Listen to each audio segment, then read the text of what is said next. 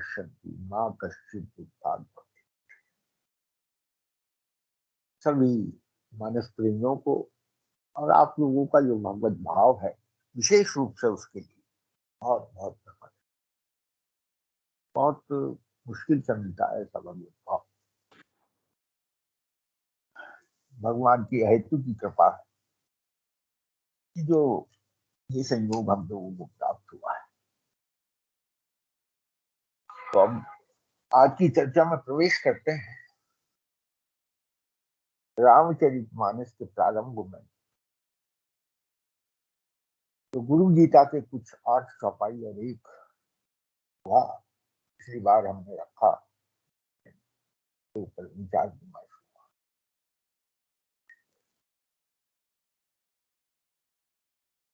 गुरु के पद की रंज, उसकी महिमा किस प्रकार से मनुष्य के जीवन को बदल देती है, उसकी महिमा का गुणगान किया गया है और उसके प्रभाव का भी, जो उसका प्रभाव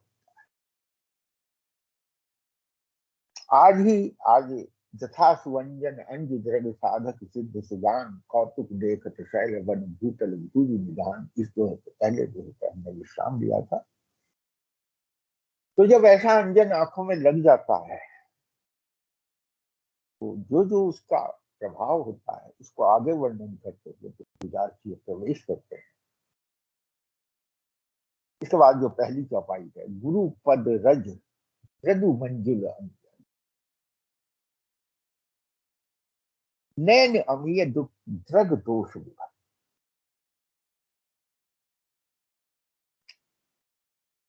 ये गुरु के पद की रज जो है ना, बड़ी मृदु और बहुत सुंदर अंजन है।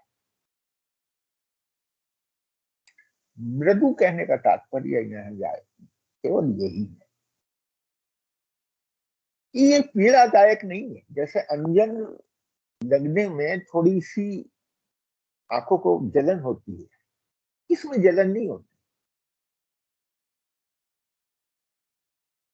ये पद की रज जो है, माने एक रूपक बना के कहा गया है कि जिस समय मनुष्य के मन को ये पद की रज लग जाती है तो आनंद के देने वाली नैन अमीय, नेत्रों में अमृतत्व आ जाता है।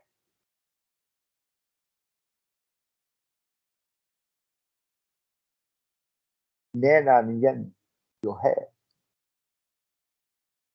नेत्रों के समस्त दोषों को भी नाश कर। नैन अमीय द्रग दोष विभंजन।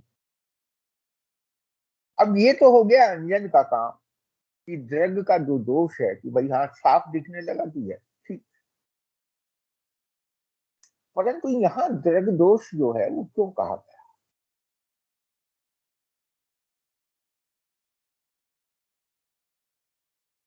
देखिए, दिखना एक होता है हम देखते हैं, एक होता है दिखना, दिखाई क्या देता है।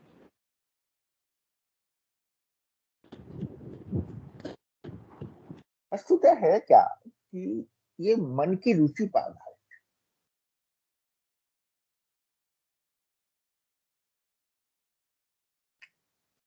दोष जो कहते हैं सकल सृष्टि में, क्योंकि इस दोष शब्द को यहाँ रख के उन्होंने इसलिए अब आगे की यात्रा करी है कि अब ये 2 भाग में यात्रा हो जाती है, क्योंकि दोष दृष्टि जो है वही दृष्टि दोष है।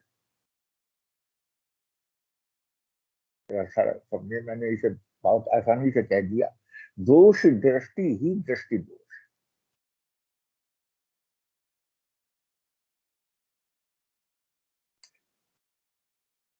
हम सब लोग परिचित हैं एक पॉजिटिव थिंकिंग से, एक नेगेटिव। दोष ये नहीं है किसी दूसरे में देखना, दोष अपने मन को, क्या मन का दोष दिखाई देता है?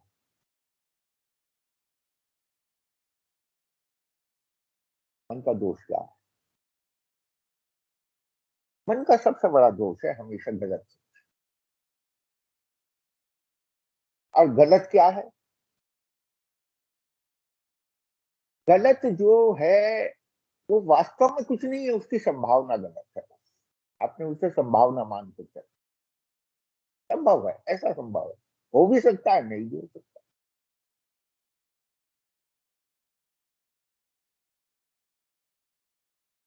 संभव शब्द से बना है संभावना, हम ये मन में मान्यता बना लेते हैं, ये तो हो जाता है सब, और उसमें हमें ही संदेह होता है।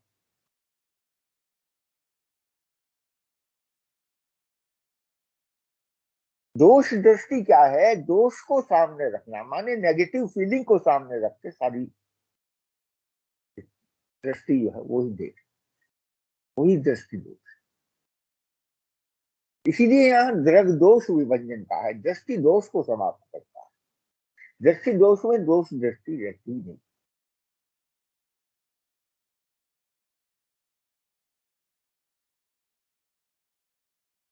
अब ये आप लोग कहेंगे कि ये कैसे संभव है, कि किस तरीके से ये कार्य करती है।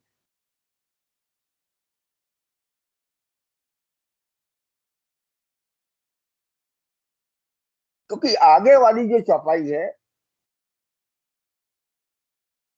वो आपको बिल्कुल स्पष्ट करेगी कि तही करी विमल विवेक विलोचन बरनऊ राम चरित भव।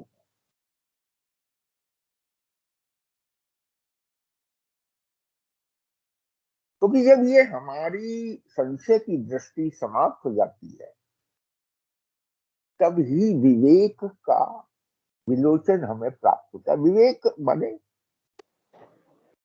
विवेक रूपी नेत्रों को निर्मल करके संसार रूपी बंधन से छुड़ाने वाले रामचंद्र जी का जो चरित्र है, अब मैं उसका वर्णन, यहाँ गोस्वामी जी अपनी यहाँ गुरु की वंदना को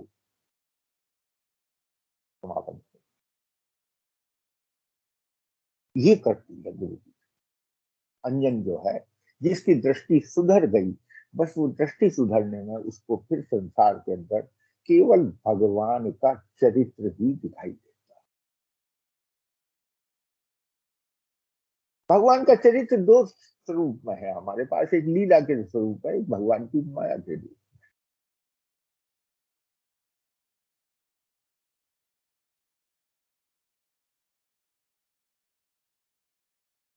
दोष दृष्टि जब होती है तो माया घेरे, और जब उसे छुटकारा मिल जाता है तो भगवान की लीला ही सर्वत्र नजर आती है। और यही चारित्र भगवान का चरित्र, परमात्मा का चरित्र जो है ना, रामचरित कह के इसलिए कहा है क्योंकि रामचरित मानस इस ग्रंथ का नाम है, इसलिए उन्होंने यहाँ पहली चौपाई के अंदर पहली बार इस शब्द को प्रयोग किया है कि वर्णव रामचरित अवभूषण। अब मैं इसके बारे में वर्णन तो रामचरित का ही करूंगा, और क्योंकि सारे संसार के बंधनों से छुड़ाने वाला है। अब ये संसार का बंधन कौन सा है?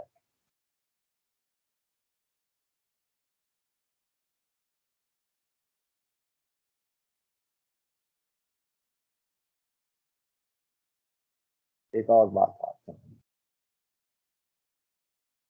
जहां बंधन को छुड़ाने वाला का है, उसके अपने प्रयत्न से बंधन नहीं छूटता, गुरु की दी हुई दृष्टि से ही, गुरु की दी हुई जब दृष्टि दोष समाप्त हो जाता है, उससे बंधन अपने आप छूट जाता है। आपने करे से नहीं छूटने का, स्वयं छूटेगा।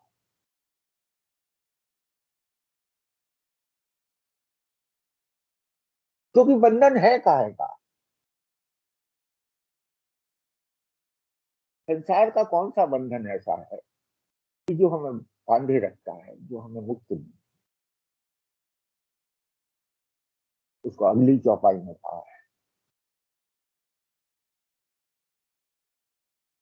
क्योंकि ये गुरु किस रूप में हमें मिलेगा? अब तक गुरु के पद रज की वंदना कर रही है, अब चूंकि कोर्ठे में ही कहा है कि कृपा सिंधु नर रूप हरि, ये तो नर रूप में गुरु है, तो नर रूप में अगर गुरु है तो वो किस रूप में मिलेगा?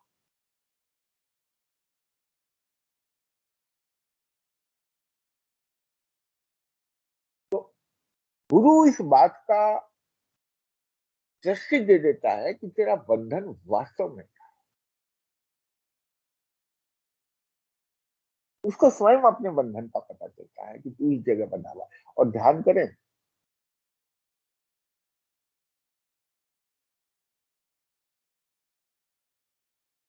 जीव का स्वभाव है स्वतंत्र रहने का, क्योंकि परमात्मा स्वतंत्र। मैं उस जीव की बात कर रहा हूं जो जीवात्मा, वो स्वभाव से स्वतंत्र रहने की आदि है। यद्यपि मानस में कहा गया है कि परवश जीव सबस भगवंता, जीव अनेक एक श्री दंता।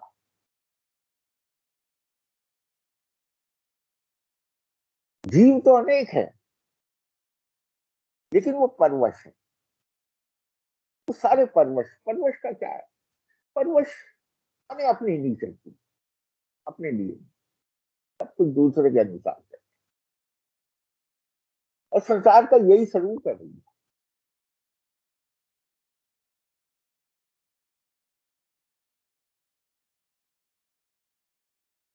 ये बात हमेशा समझिए, जब तक जीवात्मा भाव माने संसार के साथ अटैच रहती है, जिसे मोह कहा गया, तब तक तो संसार के अनुसार ही चले।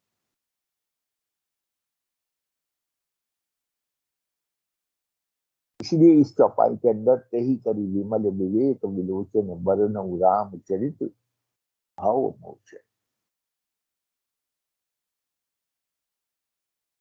संसार के समस्त बंधनों से मुक्ति दिलाने वाला ये राम का चरित्र है। और वो हमें कैसे मिलता है कि वंदव प्रथम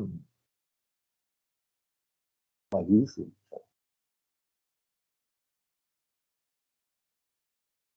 पहली पहली वंदना यहाँ, पहला वंदन उन्होंने कहा वंदव गुरु पद पदम परा।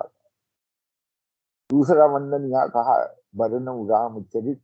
अब यहाँ वर्णन कर रहे हैं रामचरित को। अब दूसरा वंदन यहाँ करते हैं वंदव प्रथम महीषु। ये गुरु का रूप बताया, किस रूप में मिलेगा वो? ब्राह्मण के रूप में मिलेगा। अब ब्राह्मण या जाति का शब्द नहीं है, ध्यान कर ले। महीसुर, पृथ्वी का देवता। महीसुर कहते हैं ब्राह्मणों को। पहले पृथ्वी के देवता ब्राह्मणों के चरणों की मैं वंदना, इसीलिए पृथ्वी का देवता शब्द में ब्राह्मण को स्पष्ट किया।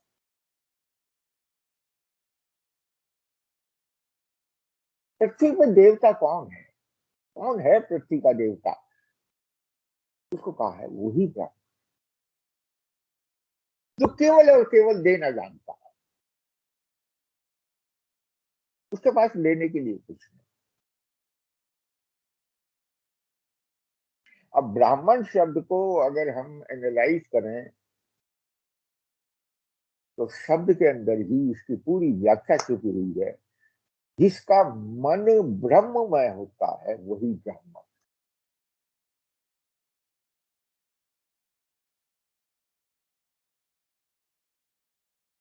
इसलिए उसे महीसुर कहा।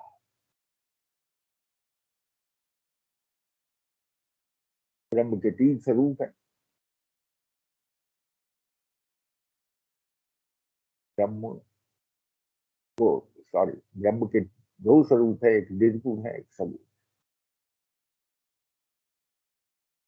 कुछ लोग सगुण ब्रह्म के उपासक है, कुछ लोग निर्गुण ब्रह्म के उपासक है। परंतु वो मन उनका उसी प्रकार से, जैसे कहते हैं ना, उसी के द्वारा संचालित।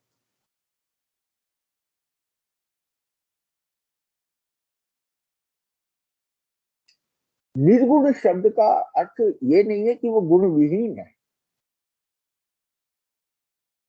निर्गुण शब्द का अर्थ ये है कि उसके गुण प्रकट नहीं, अप्रकट है।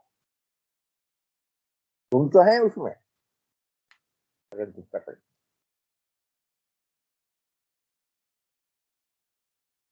प्राकट्य में वो अकेला एक है, कहा है एक ही, एक ब्रह्म। इसे कहा द्वितीय नास्ति, एको ब्रह्म द्वितीय नास्ति, और द्वैत का वर्णन है। इसलिए उसे निर्गुण कह के उन्होंने व्याख्या कर दी है कि निर्गुण के अंदर एक है केवल, और दूसरा कोई है ही नहीं। माने जो उसका मनन और चिंतन कर रहा है वो भी नहीं है, वो भी अगर है तो वो एक ही है।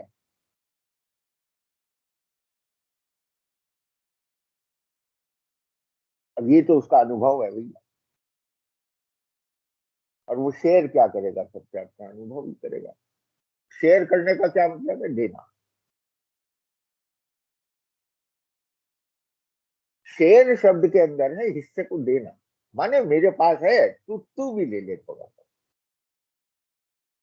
अगर ये इंग्लिश का शब्द ही है, इसे अगर थोड़ी सी गहराई से सोचो तो शेयर करने, आप अगर कोई सी चीज शेयर कर रहे हो, कोई मान लीजिए आप कोई बढ़िया सी मिठाई खा रहे हो और वो शेयर कर रहे हो, तो अपने भाग में से कुछ भाग दे रहे हो आप उसमें। वस्तुतः वो आपका भाग है ही नहीं, वो था ही उसके लिए जो आपके पास आया था। आप तो उसको देने के निमित्त मात्र बने।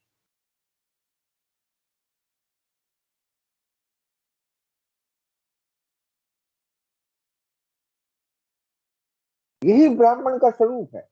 उसका मन ब्रह्म में इतना अधिक होता है कि जब उसका मन में, जैसे कहते हैं ना, कि एक हमेशा ये इच्छा रहती है कि मैं इसे, इस अपने अनुभव को शेयर करूं।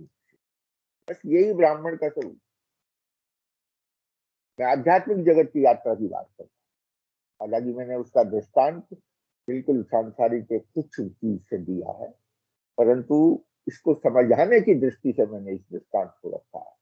और वो केवल इसलिए कि जब भी हम कोई चीज किसी को देना चाहते हैं तो हम वो ही दे सकते हैं जो आपको मिली हुई। ब्राह्मण को ब्रह्म रूपी मन मिला हुआ है, इस कारण से वो उसे दे,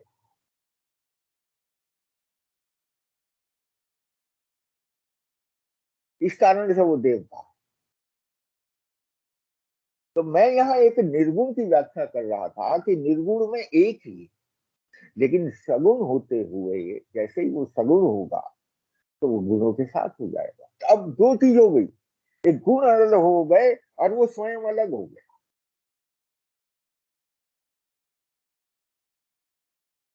सगुण और निर्गुण का इतना ही हो। सगुण में गुण प्रकट होते हैं, लेकिन साथ में जिनमें जिसके अंदर गुण होते हैं वो भी प्राकट्य में आता है। उसका जो शरीर है उसको ब्राह्मण कह लो, उसको गुरु कह लो, उसको कोई भी हम संज्ञा दे सकते हैं, उसको दाता कह लो।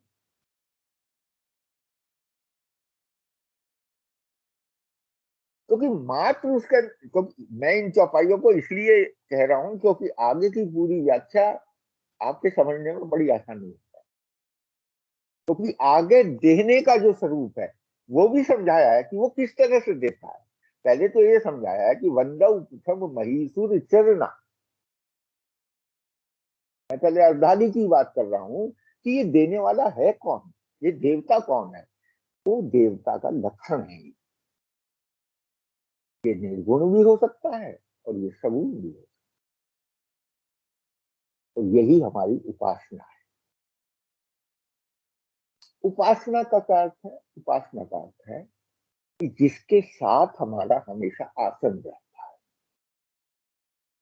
उप का अर्थ है समीप, आसन माने हमारा, हम हर समय अपने को उसके साथ ही रहते हुए महसूस।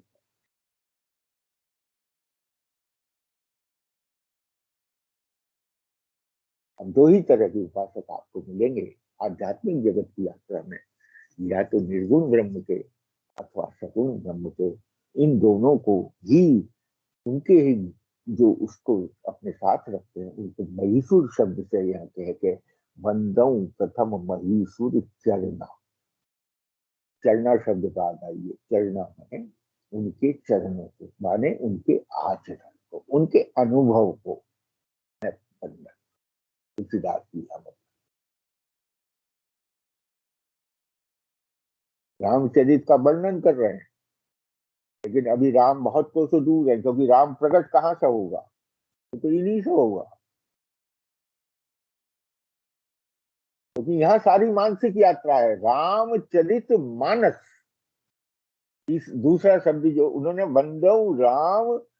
वर्णव रामचरित तो कह दिया, अभी मानस शब्द जो है उसकी व्याख्या है ये चल रही है कि वो कौन सा मन है जो रामचरित मानस को कह सकता है। उसके लिए कहा मानस माने जो मन से संबंधित चरित्र, या जो मानस वर्ग है, माने मानस मनुष्य को भी कहा गया।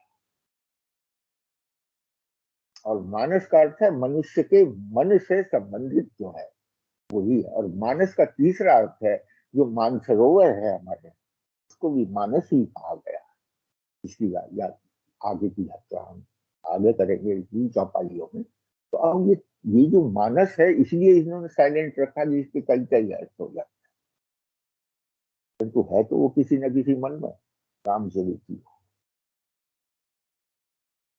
तो बंदव प्रथम महीसुर चरना, अब वो उसके आचरण में, माने उसके उसके जो दैनिक क्रियाकलाप है उसके अंदर वो स्पष्ट हो जाता है, उसका आचरण वो सगुण के साथ है अथवा वो निर्गुण के साथ। और मोहजनित संशय संभालना, और इसका कर्ता क्या है ये। अब यहाँ वो शब्द आया है कि ये जो संशय है, जो दृष्टि दोष है हमारा, वो मोहजनित है।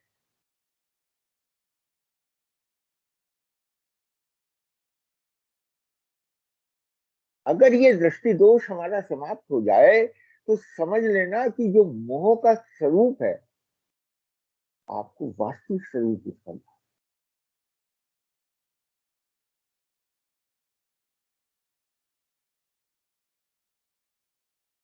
मोह जनित क्यों कहा है, क्योंकि मोह सकल व्याधि के मूला।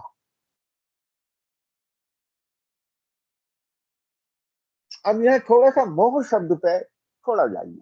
मोह शब्द में दो हुआ, एक मोह है और एक है।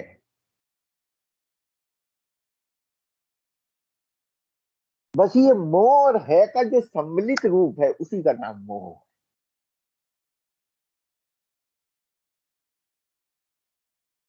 मोह शब्द में मैं, मोह माने मौसम मेरे समान, कहते हैं ना मौसम दीन न दीन हित। तो मोह शब्द के अंदर एक तो शब्द है इसका तो मैं, और एक मोह शब्द जो है वो मोरों से भी उत्पन्न होता है, माने मेरा। तो मोह शब्द के अंदर दोनों चीजें हैं, और अगला अक्षर है। अगर वो मैं के साथ प्रयुक्त होगा तो हूं हो जाएगा, और मेरा के साथ प्रयुक्त होगा तो है रह जाएगा।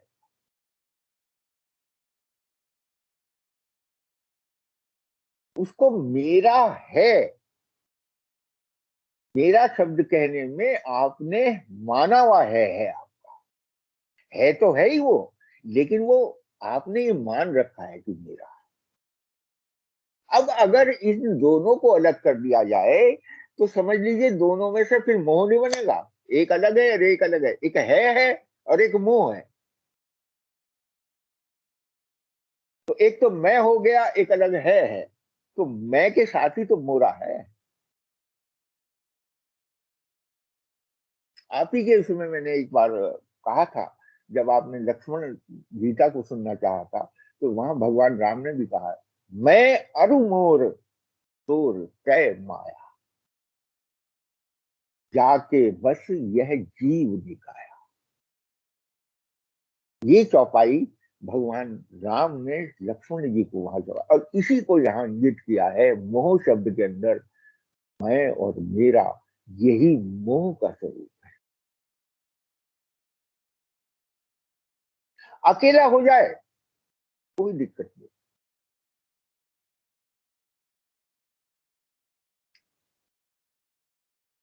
मेरा है तो मैं समाप्त हो जाए फिर सब कुछ मेरा है।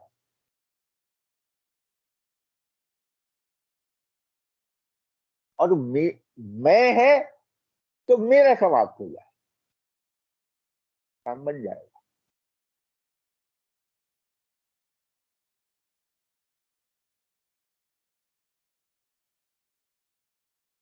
भाई सीधी बात है, भक्ति मार्ग जो है, जो जिसे हम सगुण रूप से कहते हैं, वो मेरा शब्द है, और जो निर्गुणिया है वो मैं है, अहम ब्रह्मास्मि। तो अगर हम इसको केवल एक ही चीज में छोड़ देंगे, हाँ ये जो सम्मिलित है, जो दोनों चीज सम्मिलित हो जाते हैं, है भी और मेरा भी है भी और मैं भी, मतलब मैं ही हूं और मेरा। बस यही आके ये मोह का स्वरूप है, इसीलिए इसी से उत्पन्न होने वाली, ये जो उत्पन्न करेगी मोह जनित संशय, और इससे क्या होगा उत्पन्न, और कुछ नहीं होने वाला, संशय।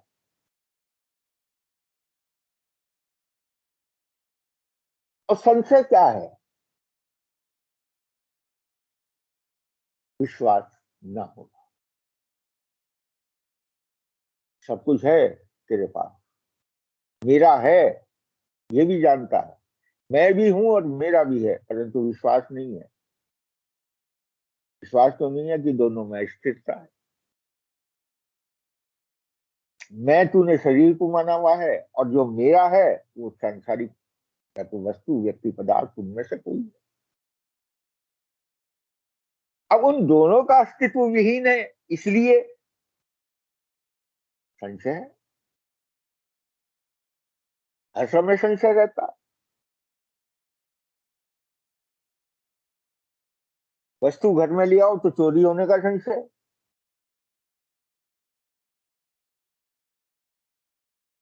संबंध बना लो किसी से तो मेरा है, मेरा ही मेरा रहे, किसी दूसरे का ना हो जाए।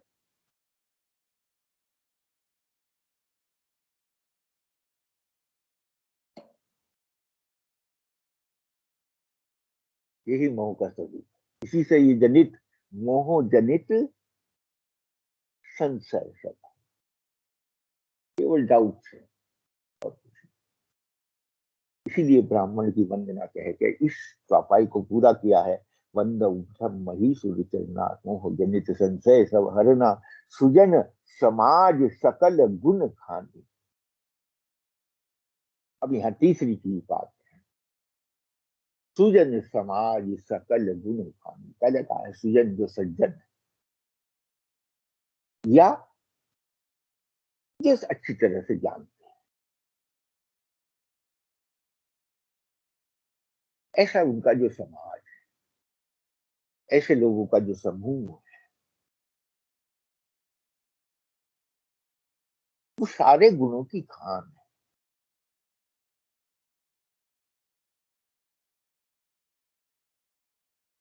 अब ऐसे गुण लोगों का समूह जो है, इनको संत समाज कहते हैं। गोस्वामी जी ने संत समाज नहीं कहा,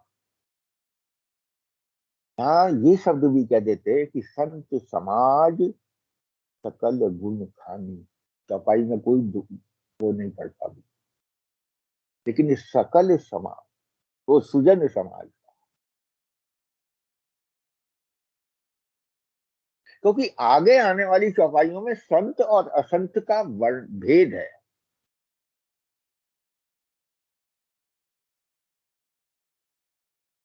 यहाँ उस समाज की चर्चा है जो जानने वाला समाज है, जो सज्जन समाज, जो सजा हुआ है। सज्जन का अर्थ है जो ज्ञान और भक्ति से सजा हुआ।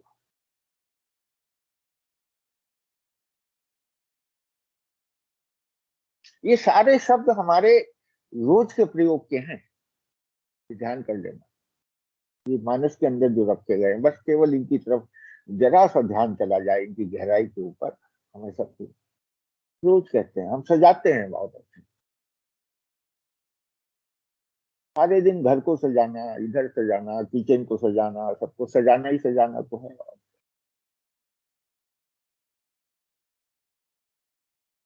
या तो सजना या सजाना।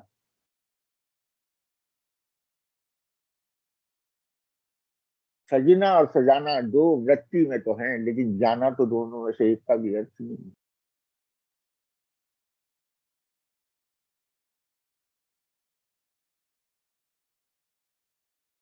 कैसे हम मन को सजाएं, और कैसे हमारा मन जो है, जिससे आपका अनुराग है, जिससे भी आपका कैसे उसे सजाए, बस इसी को सजना और सजाना, और इसी को सुजन समाज का, सुजन समाज ऐसा समाज जो है वो संतों का ही समाज हो सकता है।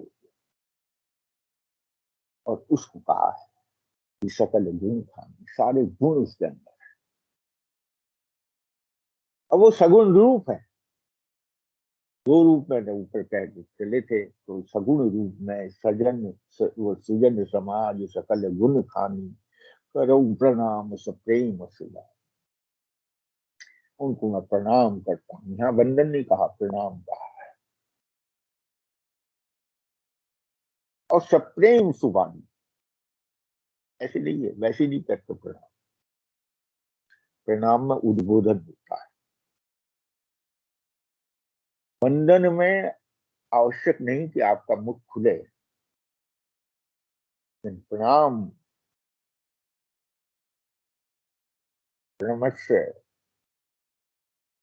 या नमः स्तुते, जिसे हम नमस्ते कहते हैं, या संबोधन करने में प्रणाम कहते हैं, इन सब शब्दों के अंदर उद्बोधन है। इसीलिए कहा है सुबानी शब्द, ये वाणी अपने आप सुंदर किया। प्रणाम करने वाली या सम्मान देने वाली जो वाणी है, उस स्वयं में अपने आप ही सुंदर, सुंदरता उसकी जीभ पे सज जाती है, उसके बाद ही इन शब्दों की प्रयोग करता है।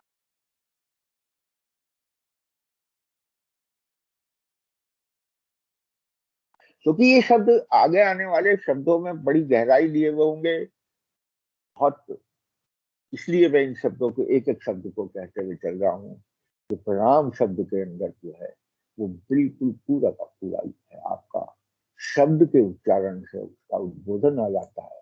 इसीलिए यहाँ पे वंदन शब्द ना कहते, वंदन एक मायनों में शीश का झुकाना है, मन से वंदन करना है।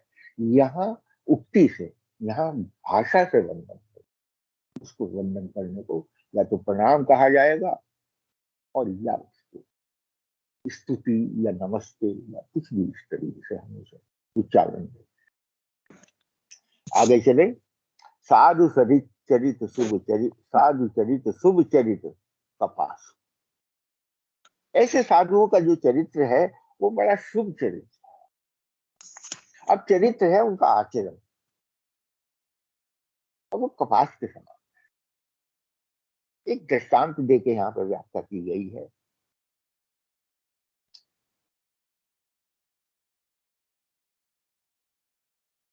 उसको कपास कहा। उसका आगे कहा है कि निरस, विशद, गुणमय और फलजास, ये तीन फल है।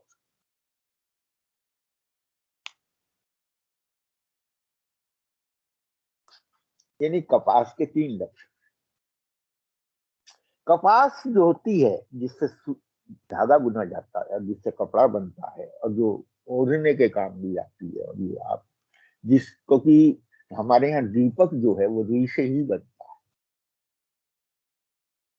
पूजा के अंदर जो दीपक है वो रुई से ही बनता है।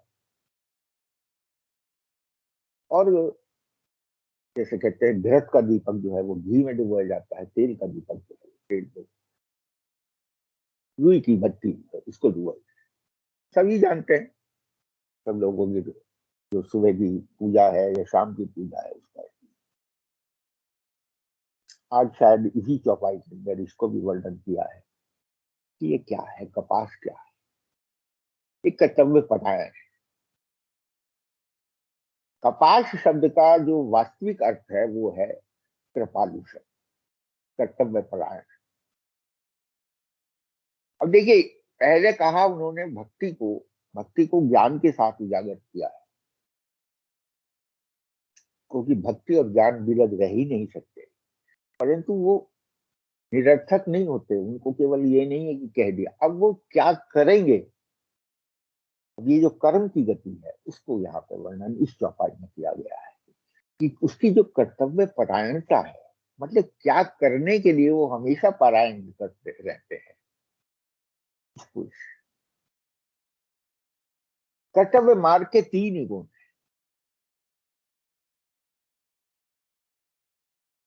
नीरस,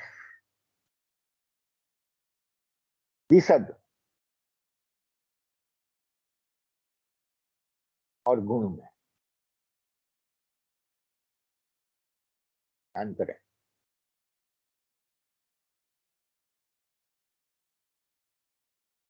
विशद शब्द में है विशाल होगा, विस्तृत, उसकी काम करने की जो कैपेसिटी है विस्तृत हो। नीरस में मतलब असंगता हो, अपने आप को लिप्त नहीं करेगा। और गुण में समस्त गुणों का जो गुण है वो है आत्मीयता। कर्तव्य करते हुए ऐसा लगेगा कि ये कितना आत्मा से, कितनी अपने अपनेपन से काम, यद्यपि नीरस है, बोध के युक्त है, और कपास में तीनों गुण, इसीलिए इस दृष्टांत को दिया है।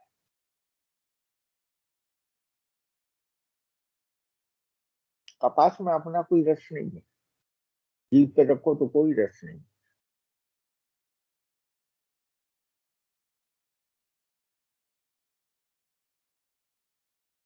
और भाई जैसा मैंने वर्णन किया है, करने में तो इसका कोई कमाल है ही नहीं, कितना कर्तव्य करा है।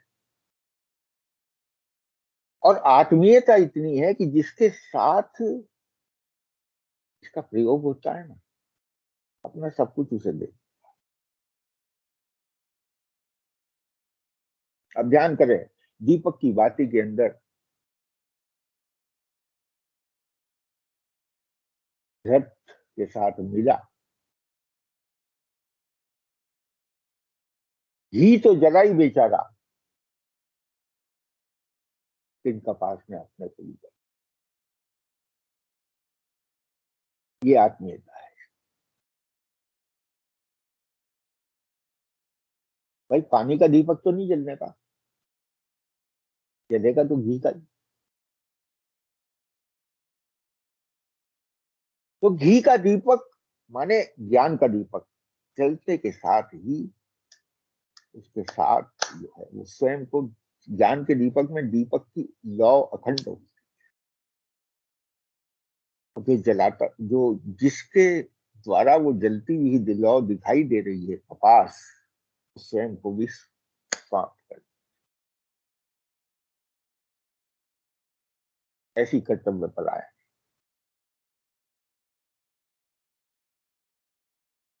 और आत्मीयता क्या है? आत्मीयता इसकी ये है, केवल प्रकाश के साथ, क्योंकि इसका काम केवल प्रकाश करना, केवल रोशनी फैलाना है, अंधेरे को दूर करना है, मोह एक अंधेरा है। उसके साथ इसकी इतनी आत्मीयता है, इतनी आत्मीयता है प्रकाश के साथ दीपक की, कि ये स्वयं को नगण्य मान देता है। लोग इसके प्रकाश में काम करते हैं, दीपक को भूल जाते हैं।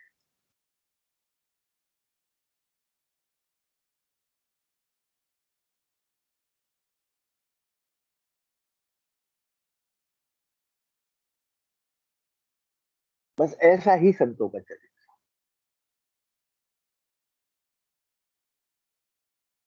जो सही दुख पर छिद्र दुहावा,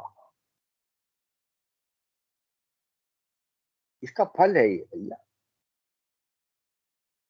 ये फलित होता है तो इसी तरह से ये साधु चरित्र। जो सही दुख परिछिद्र दुरावा, जो अपने दुख, सारे दुख सह के, अब कपास को देखो उल्टा जाएगा, ये करेगा वो करेगा सब, और क्या छुपाता है? हमारे जो छिद्र, जो दिखाने योग्य नहीं है, जिनको हम अंदर छुपा के रखते हैं, कपड़ा उन्हीं को तो ढकता है।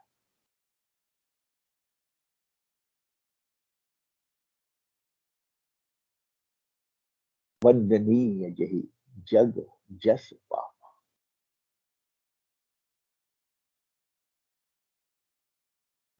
कितनी प्रशंसा लोग कपड़े की करते हैं। मैं तो भैया आज के समाज में देख रहा हूं,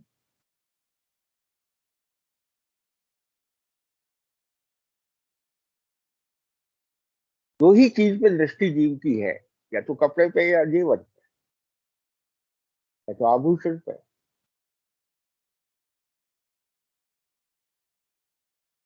उन दोनों ने उसे सजाया हुआ है। ध्यान करें आप इसे, एक के बिना दूसरा अधूरा है बिल्कुल। खाली सोना पहन लो, कपड़े ना हो फिर। परंतु कपड़ा सोने को भी नगण्य कर देता है। सोना तो एक अलंकार है।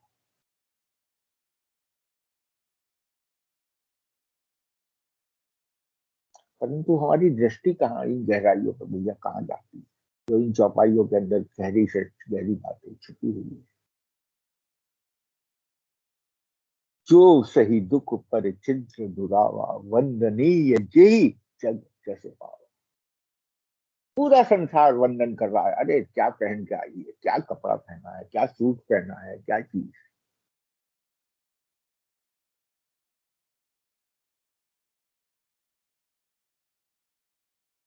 वंदन, पूरे समाज में वंदन के योग्य उसने हो गया वो। उसने क्या ये सोचा था खेत में से पैदा होते हुए कि तेरा वंदन सब लोग करेंगे? क्या ये सोच के पैदा हुआ?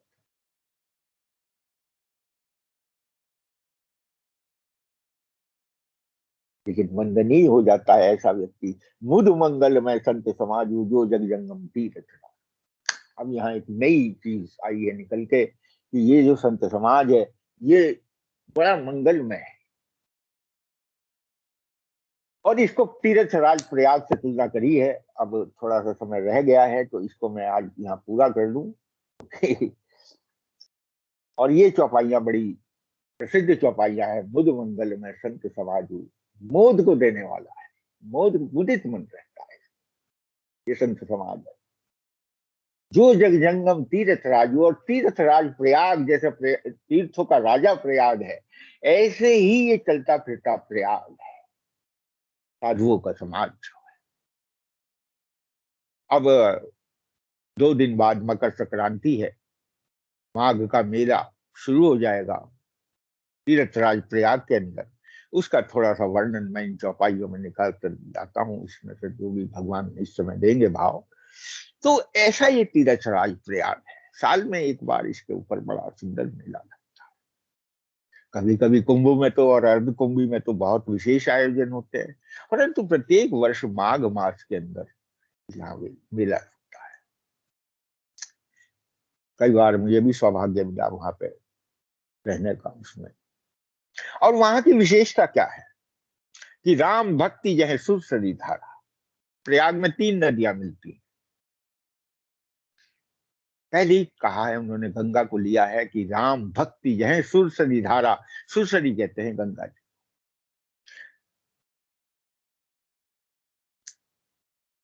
स्वर्ग से नीचे आई है इसलिए इसे सुरसरी कहा है देवताओं ने, कि स्वर्ग से नीचे आई।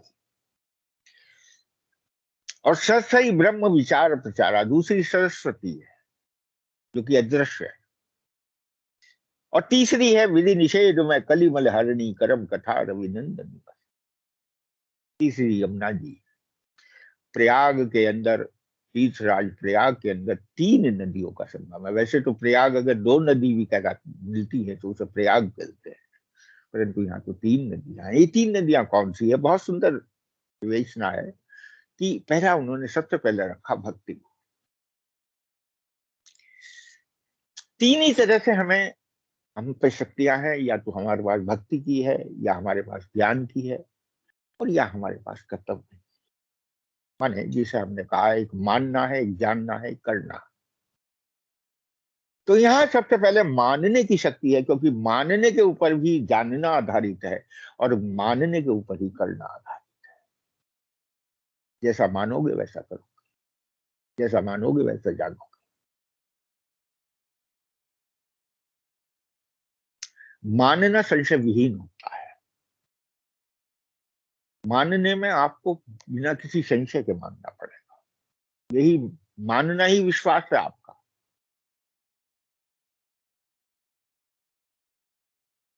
ये राम की भक्ति कहां से निकली है? देवताओं से। परंतु देवताओं के पास कहां से आई? भगवान के चरणों से।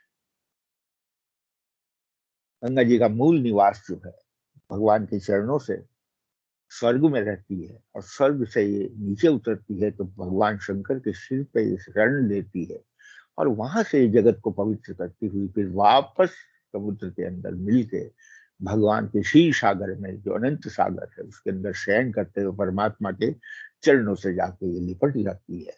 बस इसी को देवता रूपी देवसरी को यहाँ भक्ति कहा है। भक्ति का ये विशेषता है।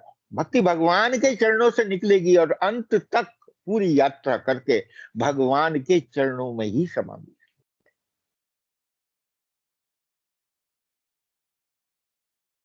इसके ऊपर कभी शायद अगले उसमें सत्र के अंदर ही, क्योंकि इनके फल जो हैं वो अगली दफा आएंगे, तो मैं थोड़े थोड़े में ये सब कह के चलता हूँ कि उसको कहा है कि राम भक्ति है सुरसरी धारा, दूसरी कहा है सत सही ब्रह्म विचार प्रचार।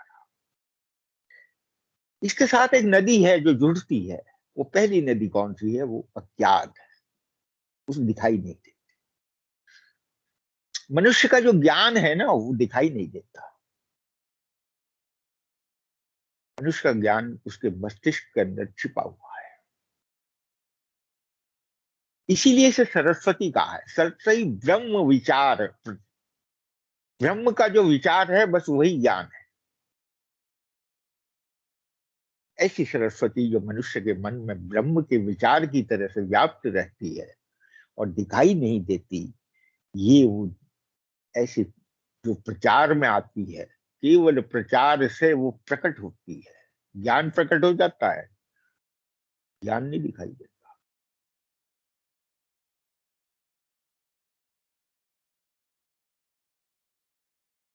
और यही अलौकिक संतों की व्याख्या है। तीसरा कहा है विधि निषेध में कर। अब इसको तीसरी नदी है, यह है वैराग्य की। ज्ञान है भक्ति के साथ, तो ज्ञान भी है तो फिर वैराग्य भी है। वैराग्य कर्तव्य में दिखता है।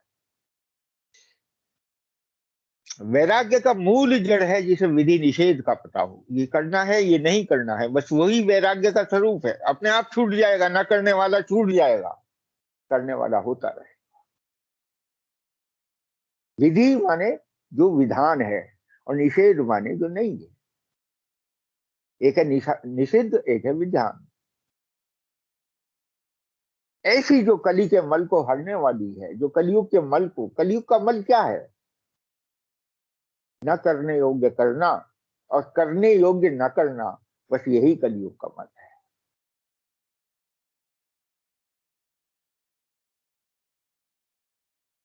और इसको इस चौपाई के अंदर बहुत सुंदर कहा है। पहले उसके प्रकृति बताई है कि ये कैसी है, और फिर कहा है कि कली विधि निषेध मैं कली मल हरणी, कलयुग के मल को ये हरण करने वाली है। और कौन सी है? कि कर्म कथा रवि नंदन। पूरी ये कर्म की कथा है, पूरा कर्म योग है, कर्म योग। और यही वैराग्य की स्थिति है।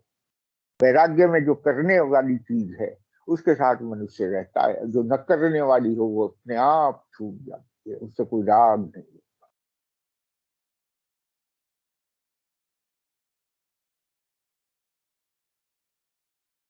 और इसको कहा है रवि नंदनी, सूर्य की पुत्री है। सूर्य की पुत्री क्यों कहा है? क्योंकि कर्म का दिन के साथ संबंध। कर्म की यात्रा दिन से शुरू होती है, इसलिए सूर्य की पुत्री है। सूर्य ने कर्म को अपने अधीन रखा है, तो कर्तव्य बोध सूर्य के उगते के साथ ही पैदा हो जाता है। हम सब अपनी प्लानिंग करते हैं कि आज हमें क्या करना है। इसके साथ ही वहां एक है वटु विश्वास अचल निज धर्म। ये तीसरा प्रयाग की पूरी भूमिका है।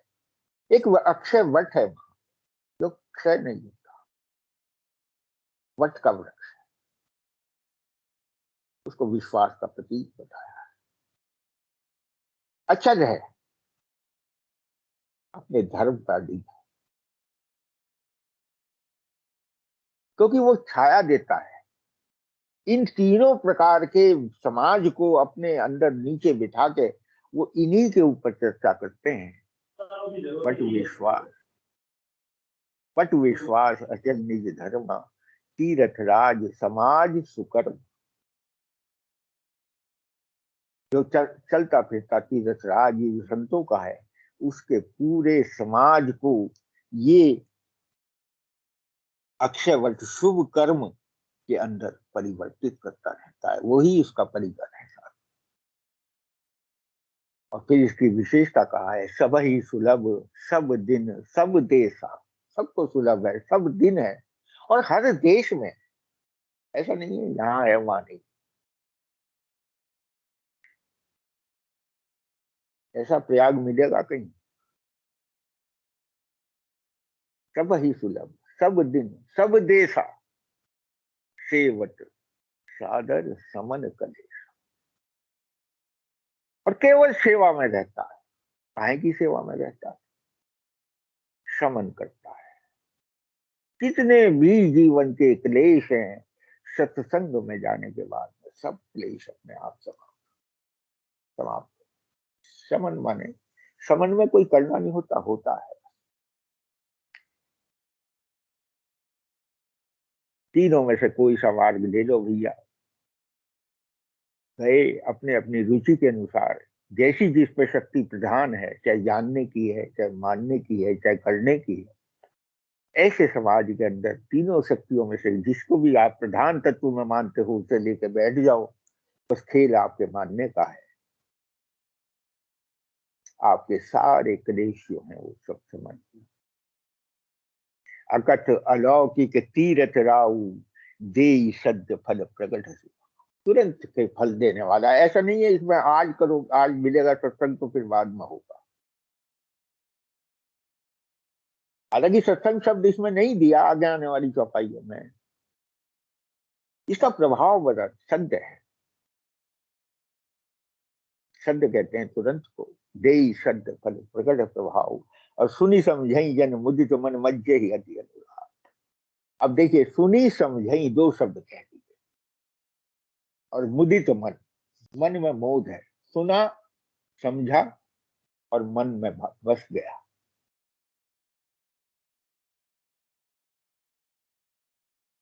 ऐसे मन से जो इसमें तीर्थराज प्रयाग में स्नान करता है, मंजन कहते हैं स्नान करने को, मंजन माने मांझ मांझ के नहाना, अपने को खूब अच्छी तरह से। हम तो शरीर को मांझते हैं, यहाँ तो मन का प्रयाग है तो मन को मांझना पड़ेगा भैया।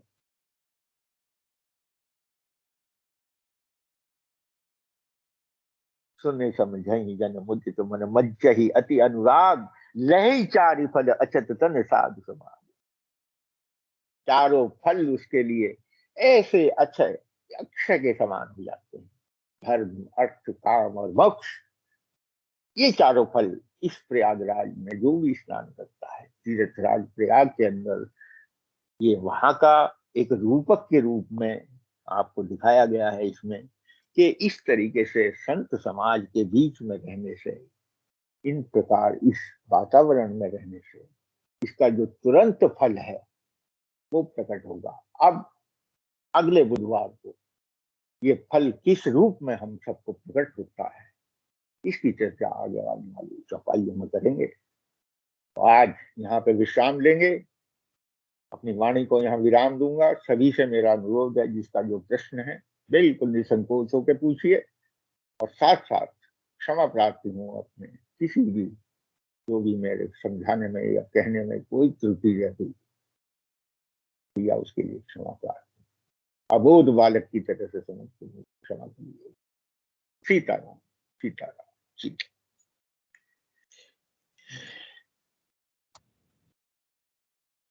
प्रणाम Shankar ji.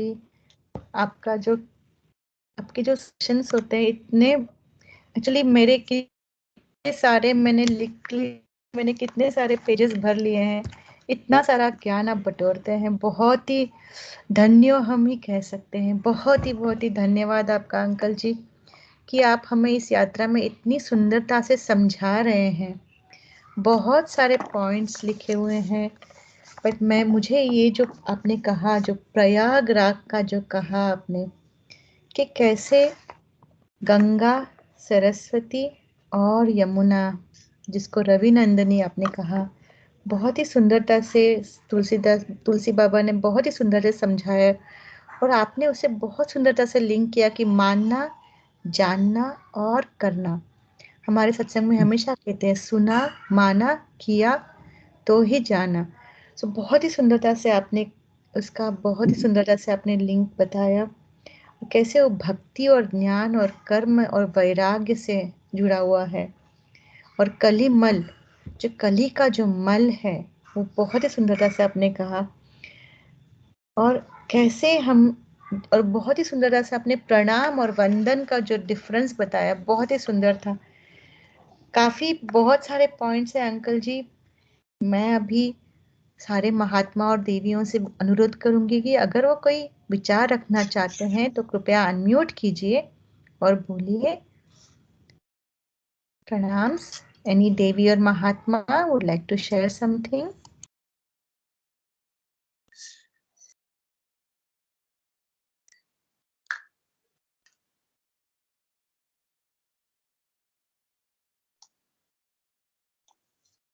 Any questions? Any, किसी को कोई प्रश्न पूछने हैं, कोई क्लैरिफिकेशंस चाहिए, कृपया अनम्यूट कीजिए और बोलिए।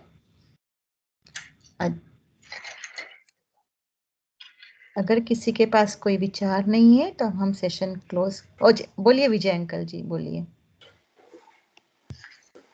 सीताराम सीताराम। बस मैं यही कहूंगा कि इस सेशन को सुन के इतना आनंद आया। जनेश जी शब्दों के साथ खेलते हैं। इस मामले में मैं कहूंगा कि जनेश जी चतुर चितेरे हैं। किस तरह से एक एक शब्द का विश्लेषण, और वो कई बार कहते हैं कि ये मेरा पैशन है, ये मेरा शौक है। आज भी उन्होंने जिस तरह से और शब्दों के अलावा मोह की व्याख्या करी, बहुत ही आनंद आया। कोई भी सेशन हो, जिस गहराई में उतर के जनेश अंकल हमें समझाते हैं। और जहाँ तक मानस का प्रश्न है, हम सभी मानस प्रेमी हैं। सुबह भी मानस का पाठ हम सुनते हैं। और जहाँ तक जनेश जी का सवाल है, तो इतना आनंद आता है, इतना आनंद आता है कि उसको शब्दों में बयान नहीं कर सकता। मैं सिर्फ यही कहूँगा कि हम सब भाग्यशाली ही नहीं, सौभाग्यशाली हैं जो जनेश जैसे मनीषी, जिनका गहन अध्ययन है, और उन्होंने बड़े बड़े मनीषियों और संतों के चरणों में बैठ के मानस का गहन अध्ययन किया है। उससे हम लाभान्वित हो रहे हैं। प्रभु से यही प्रार्थना है कि इस तरह के सेशन होते रहे और हमारे जैसे मानस प्रेमी इसका आनंद उठाते रहे। सीताराम सीताराम। विजय अंकल जी बहुत ही सुंदरता से आपने कहा, और हम सब इस बात से सहमत है कि जो जिस गहराई में अंकल जी बोलते हैं, और शब्दों का जैसे आपने मोह का कहा, मैं और मेरा, मोरा, जो उन्होंने कहा, बहुत ही सुंदर था। Thank you so much uncle जी।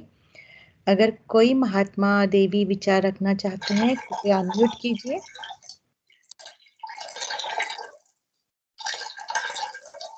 अगर किसी के पास कोई विचार नहीं है तो हम सेशन क्लोज करते हैं।